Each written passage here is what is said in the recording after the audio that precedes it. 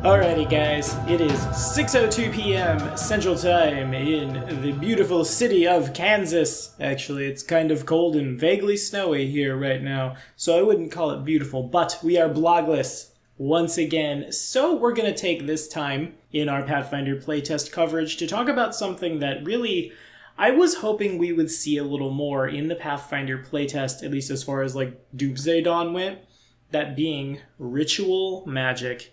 I think it's really important for the meta that is the Pathfinder playtest. I think it's really important for 2nd edition at large. I think every single solitary class in the game benefits for it, and we're here to talk about why. If you guys are liking what you're seeing, remember, like, subscribe, ding that bell. When the blogs are rolling again, we will be there first.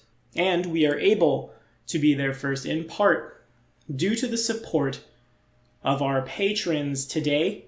This episode of your Pathfinder playtest coverage was brought to you in part by Buffalo, who has raised his subscription to the highest tier, basically out of nowhere. I distinctly remember last night not being able to sleep because, Assassin's Creed Odyssey has come out, and also I like to play Pathfinder and build characters at 3 in the morning when I should be sleeping, only to check my email, and boom, that makes number 6. And, fun fact, that puts us $30 away from our next Patreon goal, where we're going to start putting out homebrew content, not just in random videos, no, I mean publishing it. Having the time to playtest it, having the time to errata things, making our third-party content for Pathfinder 1st and 2nd edition. We can't do it without you guys, and today, Jason, we couldn't do it without you. Thank you so much, man.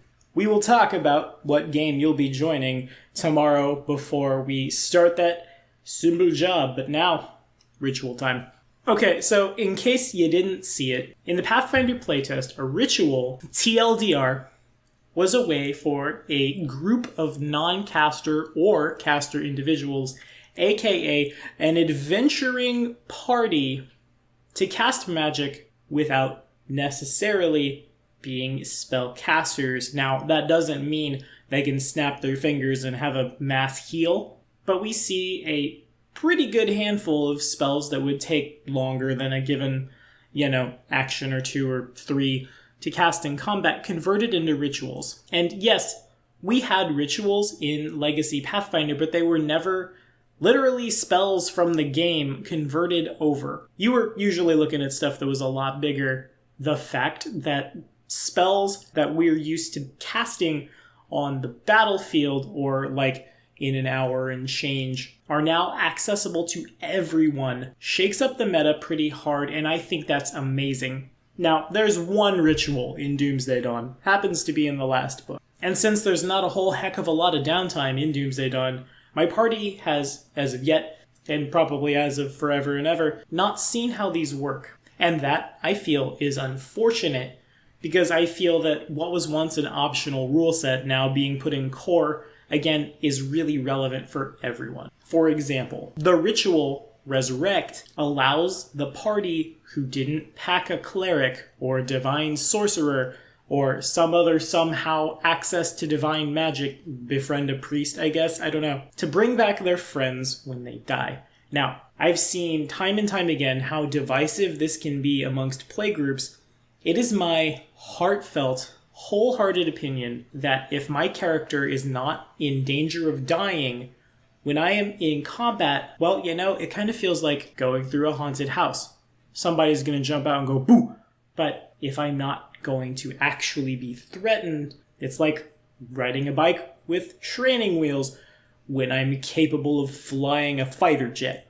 Oftentimes, I feel the reason this happens in playgroups is because there's no cleric, no druid, no healer role. Right now, all you need is someone in the party to be expert in religion, with a pair of secondary casters making medicine or society checks.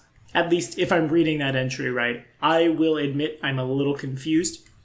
That might mean we need someone to make a medicine check, someone to make a society check, or it could be 2 medicines, or it could be 2 societies, as long as you, primary caster, are expert in religion. Then, of course, after a day of casting and spending that diamond, we break out that big old DC table, which has changed. We will not reference it here. Also, I assume it will change again since proficiency is changing. And we hit a high difficulty skill DC of twice the ritual's spell level, but in a proficiency-based system, and really by the time you're swinging at Resurrect anyway, you're probably better than Expert at Religion. That seems certainly attainable. Again, that means you don't necessarily, in your party, have to pack a cleric or go befriend a priest. The fighter just has to know something about religion. I think that's really cool. Secondly, to continue to use Resurrect as the standard, Raise Dead is a spell level higher than this. Yes, it starts out at a level 13 or lower as opposed to 11, but in some scenarios, one has to imagine with the presence of ritual magic, that means the cleric doesn't necessarily have to have access to that rare spell. Though, of course, you imagine getting the spell, getting the ritual, given item rarity are probably about the same, but this speaks a little more firmly for the spontaneous casters, the Divine Sorcerer, right? Will only have a few spell slots and a few spells known. Now, Raise Dead does not necessarily have to be one of them. You can, in fact, heighten rituals. Yes, that raises DCs. Yes, it raises cost. Yes, it means, like Goku charging for that spirit bomb, you're going to need all the help of your friends, secondary casters, but it means that what many may consider a staple spell, you guys can't see it, I'm not using my webcam right now, but I'm throwing the air quotes real hard, does not necessarily have to be taken for a party to function. I think that's really cool. I think that diversifies the meta. I think that allows players to play what they want, and it speaks volumes for any other spell that could be cast ritual style to heal people. Something like True Restoration may come out. I don't know. Something that functions like our restorations, our regenerates, our heals, etc., etc., accessible to everyone who can make the checks. And lastly, access to this level of magic across the board does help once again with that caster versus martial disparity that so often we saw in the days of yore. Here are two spells to consider. One of them is presently still a spell, but a spell that's been considerably nerfed, Control Water. In the Pathfinder playtest, Control Water is a 5th level spell. That spell's on the arcane list. It's a domain spell, of course, for the water guys. Primal casters are throwing it around as well. For 2 actions, out to 500 feet, you can raise or lower the level of a 50-foot long by 50-foot wide area of water by 10 feet. Water creatures in the area get slowed over it. Neat, right? Now, Control Weather has been converted into a ritual.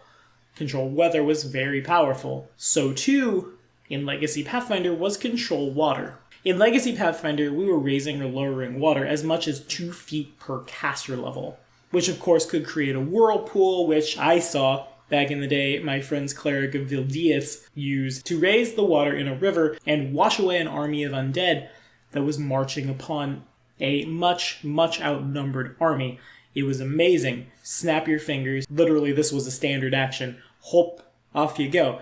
So at 20th level, we weren't 20th level at the time. I was GMing, I think we were like 13th, 14th-ish. It was a really long time ago.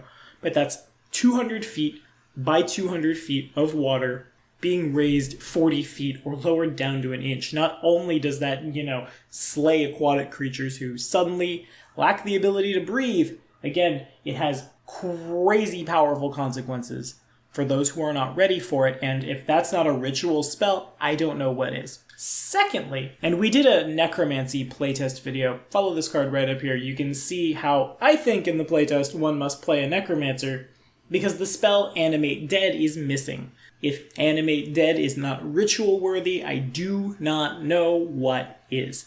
Anything that resurrects the dead, anything that summons something permanently should be, a ritual. Whether you're on Galarian and your fighter is praying to Urgathoa to bring back 1d4 plus 1 dudes to hold the shield for him and shield warden for him, or you're not on Galarian and your barbarian, say, is Skyrimming out asking the Draugr to rise and defend whatever hold you live in, it's a really great way, again, for a non-cleric, non-wizard, and we don't really have the tools to make undead anyway right now to access them.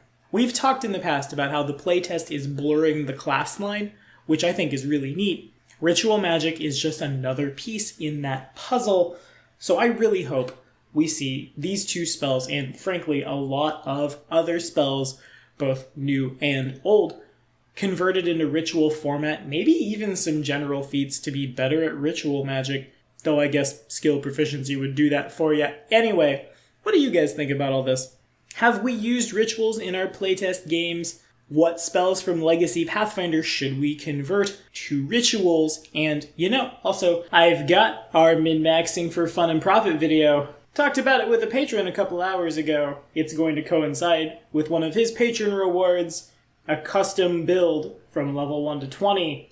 I have no idea what class, I have no idea what ancestry, but we're looking at medium or heavy armor, a polearm, the ability to jump, and bits of draconic magic. Literally, we are building the Dragoon from Final Fantasy. Oh yeah, by the way, hey, you want to play some Legacy Pathfinder with us? We've got a giveaway. Follow this card right up here. As always, thank you guys so much for watching. Be sure to like, be sure to subscribe, be sure to run up to that bell and punch it, because that's the new ritual component, right? It's a perform check. Haha! The next episode of Your Pathfinder 2nd edition preview content drops this Saturday.